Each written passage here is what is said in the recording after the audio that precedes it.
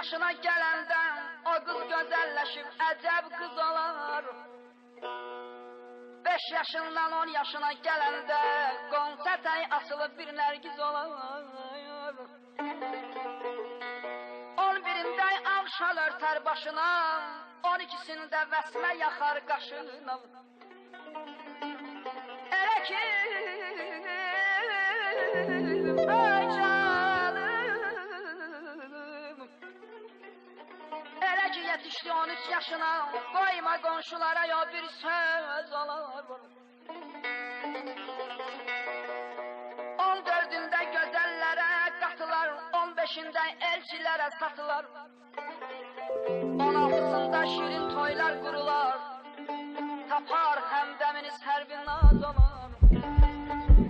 17-sində ar gərdəni qurular, 18-də şax budaqlar qırılar, 19-da yalan sözlər durular, ürəkdən ürəyə əcəb yol olar. 20-sində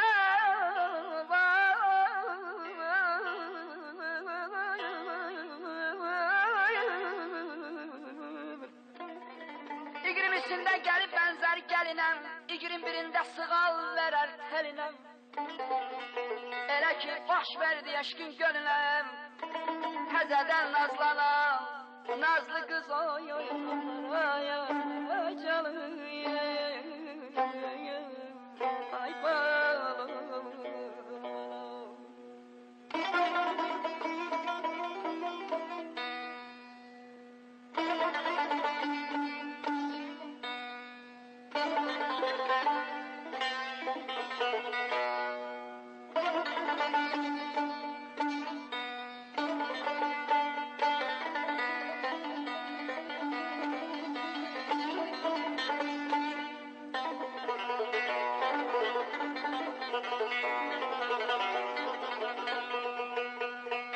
Otuzunday oğul uşaq yetirər, 40-ınday hər zülmünü götürər.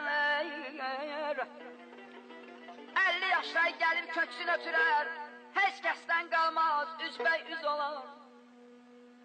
60-ınday aşıqların sözünə, 70-ində ağ tor gələr gözünə.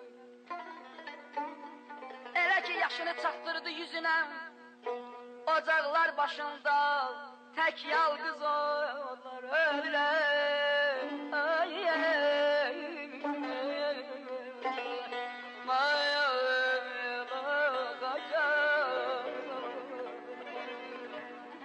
Bağda güller biçildi, birbirinden seçildi, seçildi. Bağda güller biçildi, biçildi, birbirinden seçildi, seçildi. Bircə yol səni gördüm, qəlbimə nur saçıldı. Bircə yol səni gördüm, qəlbimə nur